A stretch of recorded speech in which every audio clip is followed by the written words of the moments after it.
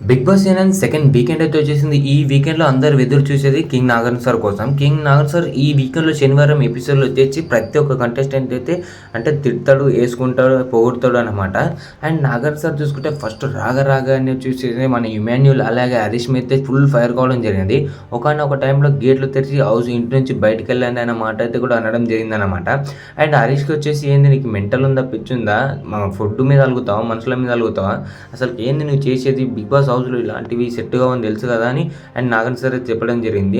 And Harish వచ్చేసి నేను వెళ్ళిపోతుంటే వెళ్ళిపోవడానికి అగ్రీమెంట్ తెలుసుగా ఏముంది అని అనడంతో అండ్ వెళ్ళిపోవాలనుకుంటే వెళ్ళిపో అంటే అండ్ హరీష్ వచ్చేసి గమ్మునైతే కూర్చోవడం జరిగిందనమాట.